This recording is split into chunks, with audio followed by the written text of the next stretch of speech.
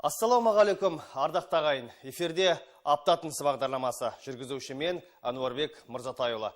Қазақстан Ақтөбе телеарнасының тілшілері өңірде қоғамдық саяси өмірде болған ең айшықты оқиғаларды назарларыңызға ұсынады.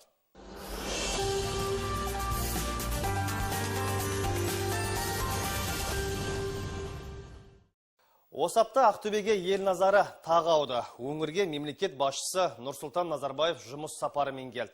Елбасы облыста атқарып жатқан шаруалармен танысып, ақтөбелік тұрғындармен емен жарқын сөйлесті. Жалпы Ақтөбе ел экономикасында ерекше орны бар облыс. Республикалық бюджеттің бойына қан жүгіртіп отырған 4 донор өлкенің бірі.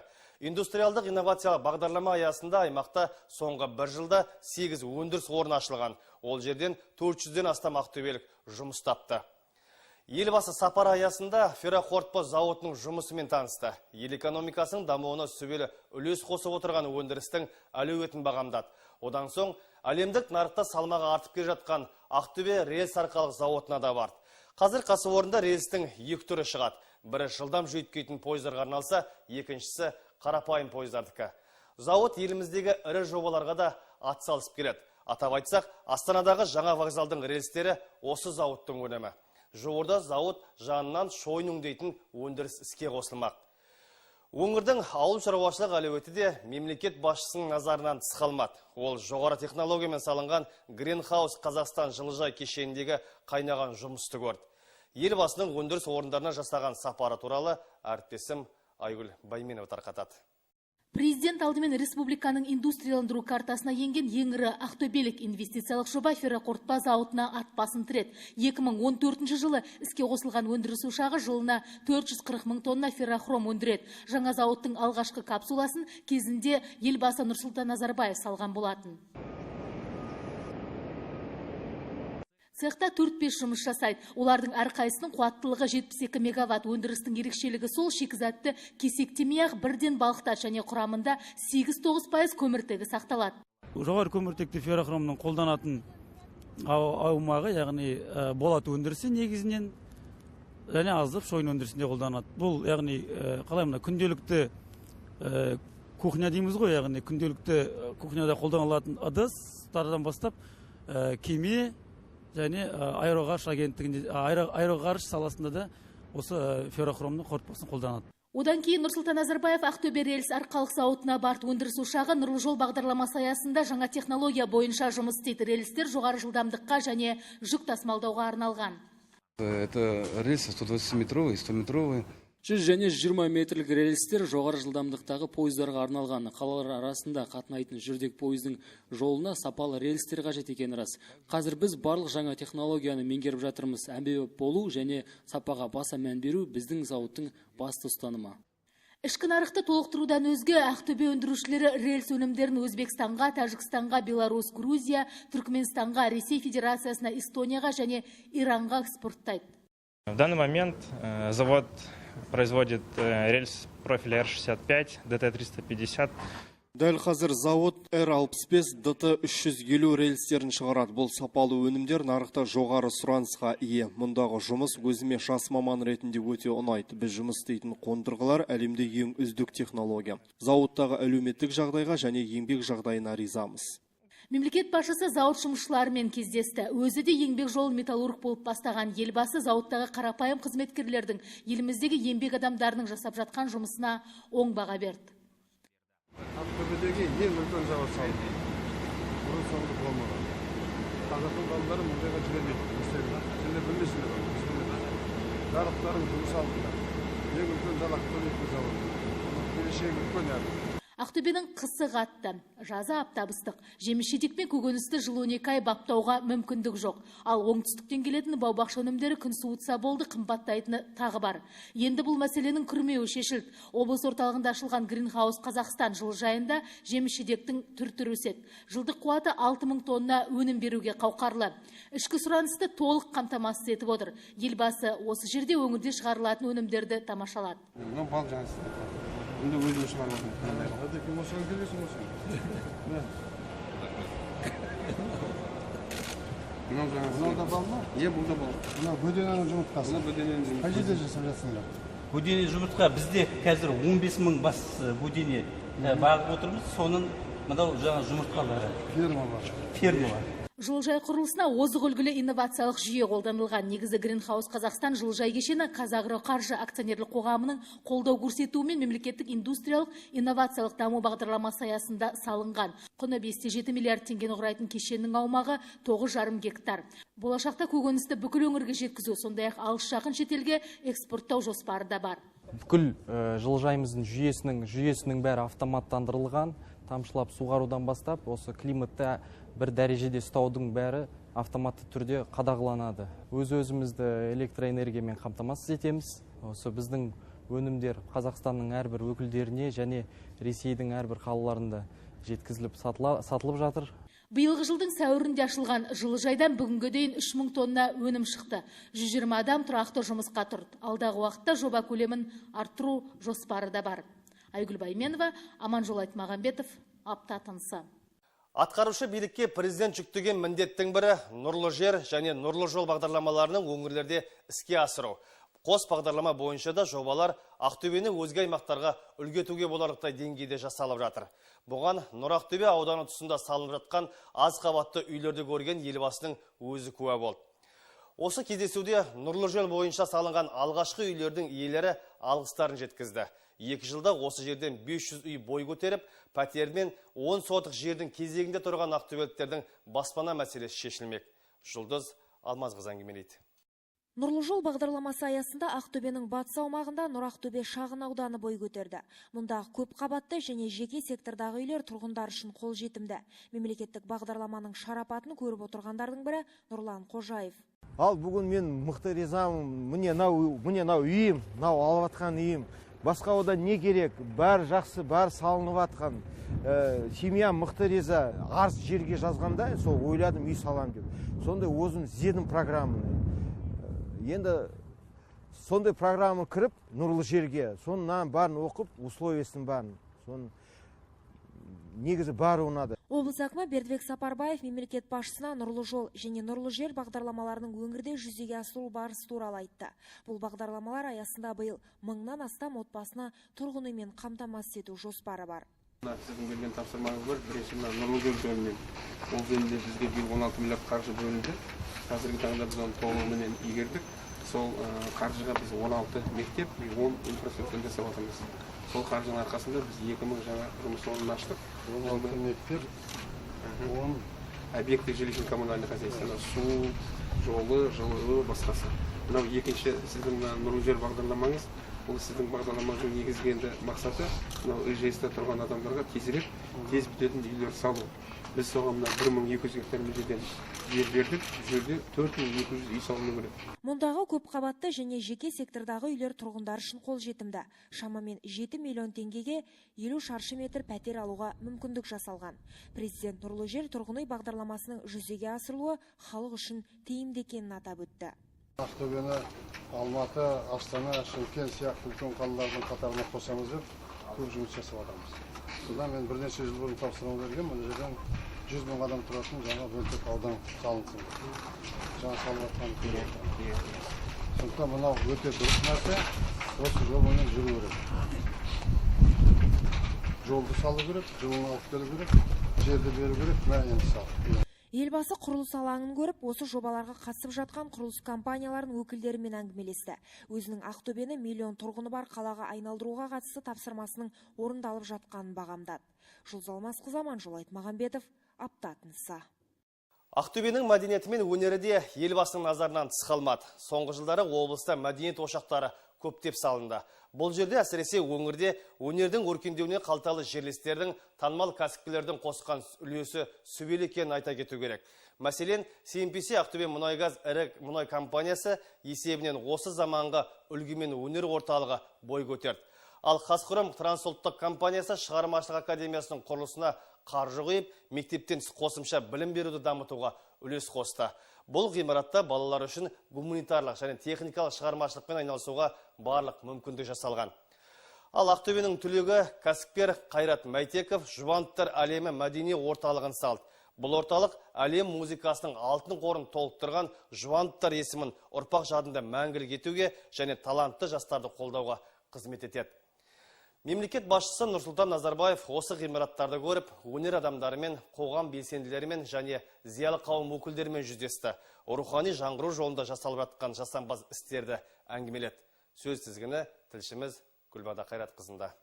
Ақтөбеде бизнестің мемлекет алдындағы әлеуметтік жауапкершілігі жоғары. Олай дейтініміз кәсіпкерлердің демеуімен құны 50 миллиард теңге болатын 1250 жоба жүзеге асырылған. Хан сарайында салынған нысандардың бірі өнер орталығы. Уже возможность будет.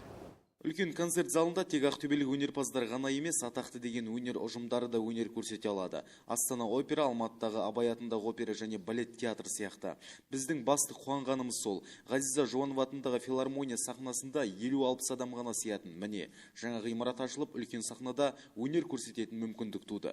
1200 орынға шақталған концерт залы көрерменнің көзайымына айналып үлгерді. Бұрын тарыдай әр жерде шашылып жүрген 12 өнер ұжымы енді осында жұмыс істейді. Олардың еңбек етуіне барлық жағдай жасалған. Біз бұл осындай өнер ортасын ұзақ жылдан күттік. Біздің қаламыздағы концерттік залдар 300-400 адамнан аспайтын көрермендер залы. Мынау 1200 орындық зал деген біз үшін үлкен арман болған. Сол арманымызға қолымыз жетіп бүгін қуанып тұрмыз. Ақтөбе Қазақстанның ең бір өркендеп өсіп жатқан өңірі. Бұл жерде бұдан да үлкен ғимараттар болады, мәдени ошақтар болады әлі. Халықтың санын көбейтуге әрекет жасап жатырмыз. Бұл жерде мөлтек аудан салынып жатыр, барлық жерден көп құрылыстар жүріп жатыр. Мектептер, балабақшалар, үй салу жұмыстары, ол үшін елге жұмыс беретін өндіріс керек. Ол да салынып жатыр, жаңа заводтарды аралап көрсін. Сондықтан Ақтөбенің болашағы өте үлкен. 4 жылдың қорабында тұрғын екен қазір. Мына жақтан да газ беріліп жатыр үйлерге. Жақсылық болып жатыр барлық жерде. Еліміздің бәрі солай. Сондықтан мен құттықтап сіздерді зор табыс тілеймін. Ал жақында ғана бой көтерген мына ғимарат бүгінде Ақтөбедегі шығармашыл жастардың ордасына айналды. Нысан Қазхром трансұлттық компаниясының 1,5 миллиард теңге көлеміндегі қаржысына салынды. Халқынан ырыс кетпеген құтты мекен киелі өлке Ақтөбеге қош келдіңіз. Академия ғылым мен білімнің, өнер мен спорттың тұтқасын ұстаған балғындарға болашаққа жол сілтейді. Бір мезгілде 1000 адамды қабылдайтын мәдени орталықта оқушылардың жан-жақты дамуына барлық жағдай жасалған. Алдағы уақытта химия, биология, механика саласы бойынша ғылымға қызығушылығы басым балалар үшін білікті мамандардың дәрісін ұйымдастыру көзделген. Елбасы түрлі бағыттағы үйірмелердің жұмысымен танысып, балалардың өнерін тамашалады. Әртүрлі бағытқа балалардың қызығушылығы, мысалға техникалық бағытқа балалардың келуі үшін көп. Соның ішінде театр бағытында, вокалға, домбыраға әсіресе өте көп. Суретке балалардың бейімділігі, қызығушылықтары өте жоғары. Қуаныш өте аса қуанып қабылдап жатырмыз. Шығармашылық академиясына қатысам дейтін балаларға үлкен мүмкіндік туды. Әр бала өзіне қажетті дарынына қарап, бізге технология, робототехника, би, ән, спорт үйірмесіне келіп жоғары білім алады. Біз деген өте қуаныштымыз. Бұл академияда жастар үшін барлығы жасалған. Өңірде елбасының рухани жаңғыру бағдарламасы да сәтті жүзеге асуда. Аймақта туған жерге тағзым жобасы басталды. Яғни Ақтөбеде кіндік қаны тамған ағайындар қолдарынан келген көмектерін беріп жатыр. Осылайша олар елдің бірлігін, отанына деген сүйіспеншілігін паш етуде.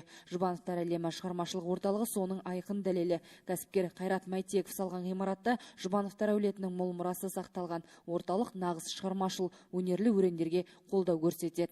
Осының ішінен Жұбановтарды, ендігі Жұбановтарды дайындаймыз деп. Солар дайындалса, солардың барлығы алдымызда жүрсе, осында жақсы балдар оқып, әлі ойымыз сол қалай да болса өзіміздің мекемеміздің арқылы барлығын балансымызға алып, мұғаліміне төлеп, даже ойы бар Қайраттың 100 бала болса, 50-ін платный қылсақ, 50-ін жаңағы ауыр семьялар ауыр соларға бесплатно оқытуға. Сондай өзіміздің ойымыз бар. Мемлекет басшысы музей үйдің ішін аралап, облыстық филармония артистерінде өнерін тамашалады. Олардың орындаудағы үш қоңыр әнін қосыла шырқап, өнер ұжымына ақ тілегін білдірді.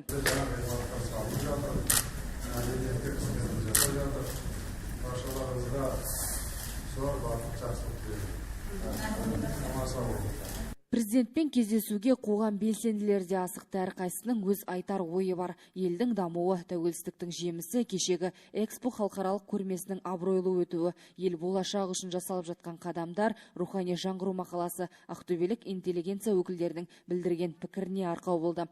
Біз шығармашылық интеллигенция бұрын елордамыз Астанадағы үлкен өнер ордаларына қызығып қарап, бізде де сондай өнер ордалары ашылса екен деп іштей тілеп жүретінбіз. Сонымен қатар Ресейдегі ұлы композиторларға Чайковский, Глинка, Рахманиновқа арналған музей үйлері бар екенін жақсы білеміз. Бүгінгі таңда халқымыздың мақтанышы Жұбановтарға арналған Жұбановтар әлемі ғимаратының біздің Ақтөбеде бой көтеріп жатқандығы біздер үшін, ақын жазушылар, композиторлар үшін үлкен қамқорлық деп білеміз. Осы ғимаратта біздерге бас қосып еңбек етуімізге мол мүмкіндік жасалып отыр. Нұрсұлтан Назарбаев рухани жаңғыру атты бағдарламалық мақаласында атап көрсетілген жаңғыру үдерісінің ерекшеліктеріне тоқталды. Мир меняется. Мы же не чувствуем, мы уже находимся в нем. Никуда не деться. Мир меняется с такой скоростью, что успеть невозможно. Старшее поколение уже не успеет, не ухватится. Я хочу, чтобы молодое поколение не отстало. Мир меняется на глазах. Совершенно новое производство, новая наука, новые понимания. Вот для того, чтобы подготовить человека к этому будущему, мы и стремимся. Кездесу барысында ауған соғысының ардагері Марат Қойлыбаевпен тілдескен президент елдің тыныштығы басты байлық екендігін алға тартты. 27 жылдан бері қарай жасап келе жатқан жұмысым ең алдымен қазақтың тыныштығы, қазақтың бірлігі. Қазақтың өзінің бірлігі болмаса түк болмайды. Төле бидің айтқан сөздерін білесің бе? Жүзге бөлінгеннің жүзі қара, ұруға бөлінгеннің өліге қарағаны, атаға бөлінген қалсын адыра деген сөздер бар. Бекер емес, баяғыдан келе жатқан. Сондықтан халқымыздың бірлігі, біз жалғыз көп ұлтты елміз, олармен де бірге өмір сүру біз үшін керек. Ауғанға барып келдің, білесің. Сондай-ақ елбасы Астана, Алматы, Шымкент қалаларымен қатар Ақтөбеде инновация орталығы болып, өндірістік, қаржылық және адами ресурстарды тартатын факторға айналу тиіс екендігін ерекше атап өтті. Кездесу соңында Нұрсұлтан Назарбаев облыс тұрғындарына амандық пен бақ береке тілеп, еліміздің өркендеуі жолында табысқа жетулеріне ниеттестігін білдірді. Гүлбағда Қайратқызы, Мерлан Аманжолов, апта тынысы. Елбасының Ақтөбеге жұмыс сапарының қорытындысында облыс әкімі Бердібек Сапарбаев 8 айдың нәтижесі бойынша әлеуметтік экономикалық дамуға және аймақ тұрғындарының әл-ауқатын арттыруға бағытталған тапсырмалардың орындалуы туралы баяндады. Осы есептік кезеңде облыс экономикасы кемінде 4%-ға өсті. Мұнда кәсіпкерлік сектордың үлесі зор. Бизнестің әлеуметтік жауапкершілігі рухани жаңғыру бағдарламасы аясында жүзеге асқан туған жерге тағзым акциясының нәтижесінде айқын көрініс тапты. 21 мемлекеттен 300-ге жуық біздің жерлестеріміз қатысты. Бұл жердегі біздің енді еліміз үшін керегі анау 20 меморандум, 76 миллиардқа қол қойылды. 100-ге жақын кездесулер болды. 63 мастер-класс өткізілді. 10 мың адам қатысқан. Бағана сізге баяндадым, ең үлкені мынау ең күрделі деген жүрекке, бауырға, бүйрекке, жұлынға 29 операция жасалынды. Осы форумның кезінде біздің жерлестеріміз для оснащения школ, детских садов, спортивных площадок и так далее дали 5 миллиардов тенге. Кроме того, у нас есть акция «Туған жерге тағзым», 555 проектов на сегодня реализуются на 2,8 миллиарда тенге. Жұмыс сапарының қорытындысы бойынша Нұрсұлтан Назарбаев Ақтөбенің Астана, Алматы қалаларымен бірдей дамып, миллион тұрғынның шаһары болатын мүмкіндікке ие екенін де атап өтті. Я хочу, чтобы в Казахстане возникли крупные города. Вот Алматы. Мен Қазақстанда ірі қалалардың бой көтергенін қалаймын. Мәселен, Алматының 1,3 миллион тұрғыны бар. Астана салынды. Шымкент миллиондық қала дәрежесіне жетті. Ақтөбе халқының саны тәуелсіздік жылдарымен салыстырғанда 2 есе өсті. Тәуелсіздіктің басында 240 мың адамы бар қаланың халқы қазір 2,5 миллионға жетті. Мен осы шаһар миллиондық қалаға айналғанын қалаймын. Шағын аудандар сондықтан салынып жатыр. Осы жерде климат жақсы, адамдары мейірімді, жастарға мүмкіндік зор.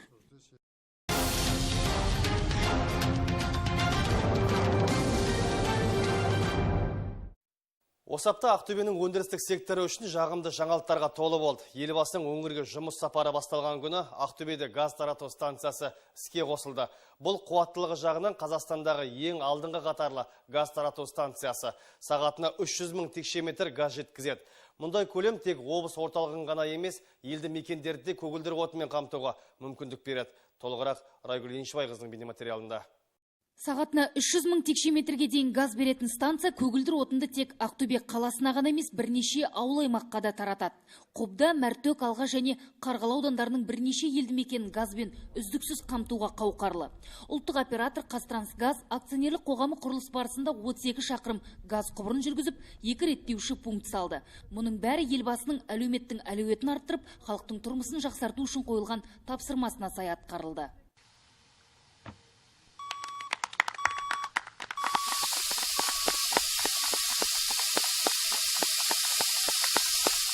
Бүгінге дейін облыс орталығына 2 станциядан газ беріліп келді. Оның бірі 1960 жылдары салынған. Ал бүгінгідей қуатты орталықтың іске қосылуы қажеттілікті толық орындауға мол мүмкіндік береді. Станция қала сыртындағы Жаңалжан элеваторының маңында орналасты. Бұл жердің таңдалуы бекер емес. Дәл осы маңда Жаңажол, Ақтөбе және Бұхара-Орал магистралдық газ құбырлары тоғысқан. Бұл серпінді жобаның жүзеге асырылуы Ақтөбе өңірінің дамуына оң ықпал етеді. Қазмұнайгаз компаниясының қолдауымен ұлттық оператор Қазтрансгаз өтімділігі сағатына 300 мың текше метрді құрайтын газ тарату станциясын іске қосты. Құрылыс барысында 30 километрдей магистралды газ құбыры төселінді. Бұл газ тарату станциясы қуаттылық жағынан бүгінгі күнде Қазақстандағы ең қуатты газ тарату станциясы болып есептелінеді. Бұл газ тарату станциясы арқылы тек қана Ақтөбе қаласы емес, сонымен бірге іргелес жатқан 4 елді мекендерді үздіксіз газбен қамтамасыз етуге болады. Қазтрансгаз акционерлік қоғамы 2030 жылға қарай Ақтөбе облысының 96% тұрғынын табиғи газбен қамтуды жоспарлап отыр. Облыс бойынша тағы 287 шақырым газ құбыры жүргізіледі. Райгүл Еншібайқызы, Нұрбек Отаров, апта тынысы.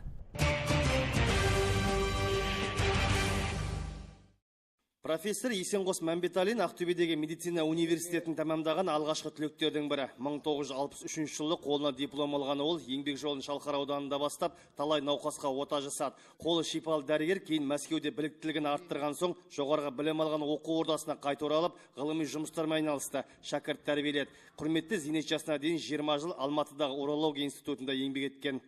Қазіргі уақытқа дейін осы Ақтөбе медицина институтының түлектері алда келатырмыз, шынды айтқанда. Осы қай жерде мен қазір Алматыда тұрам, қай жерде кездескенде де Ақтөбе медицина институтының түлектері алда келатады. Жаңа оқу жөнінде, біліктілігі жөнінен. 60 жылдық тарихында іргелі оқу орнын 25 мың түлек бітірген. Барлығы да медицина саласында еңбек етіп, ұлт денсаулығын жақсартуға қомақты үлес қосты. Тек Ақтөбе өңірінде ғана емес, еліміздің көптеген аймақтарында қызмет етті. Университетті соңғы жылдар тамамдаған шәкірттер Қызылорда, Батыс Қазақстан облыстарына да жіберілуде. Алыс ауылдардағы медициналық пункттерде де ақтөбелік мамандары бар. Бүгінде жоғары оқу орны өзіндік зертхана, емхана, ауруханамен қамтылған еліміздегі бірегей білім ұяларының біріне айналды. Осы университеттің базасында Қазақстанда бірінші рет біз медициналық кластер құрдық. Ондағы біздің енді мақсатымыз ең бірінші сол өзіміздің мамандарды, өзіміздің мынау медициналық мекемелерді пайдаланып, ең бірінші осы өзіміздің, одан кейін батыс өңірінің, одан кейін мынау көрші мемлекеттің азаматтарына қызмет көрсету. Медицина университетінің маңызды орнын еліміздің денсаулық сақтау министрі Ержан Біртановты атап өтті. Оның айтуынша саладағы мемлекеттік бағдарламаны жүзеге асыруда да оқу орны үлкен маңызға ие. Университет түлектерінің арасында Қазақстан Республикасының мемлекет сыйлықтың лауреаттары, ұлттық ғылыми академиясы мен медициналық ғылыми академиясының 20-дан астам академигі және корреспондент түлектері. 300-ден астам медицина ғылыми докторлар, профессорлар, 1000-нан аса ғылым кандидаттар және доценттер бар. Халықаралық ғылыми тәжірибелік конференция барысында университет ректоры білім ұясының дамуына үлес қосқан бірқатар азаматтарды құрмет медалімен марапаттады. Оның арасында облыс әкімі мен академик Төрегелді Шарманов, Жақсылық Досқалиев, Бақыт Оспанова да бар. Өз кезегінде өңір басшысы Бердібек Сапарбаев бірнеше ғалымдар мен дәрігерлерді облыс әкімінің алғыс хаты және төсбелгімен марапаттады. Ал 2 күнге созылған конференция барысында Израиль, Қырғызстан, Ресей, Литвадан келген хирургтардың қатысуымен 50-ден аса шеберлік кластары өтіп, саладағы өзекті мәселелер жөнінде жүздеген баяндамалар оқылды. Ануарбек Мырзатайұлы, Мержан Аманжолов, Аптатынысы. Футбол, биатлон ойнап жарысқан желаяқ роботтар көпшілікті таңғалдырды. Жұма күні Ақтөбеде 141 баланың жұмысы қойылған халықаралық робототехника фестивалі өтті. Айта кету керек, елбасы өңірге жұмыс сапары кезінде шығармашылық академиясын көріп, балалардың техникалық өнерге машықтануын арттыру керек, өнер табыстарға қолдау көрсету керек екенін атап өткен болатын. Райгүл Еншібайқызы толықтырады.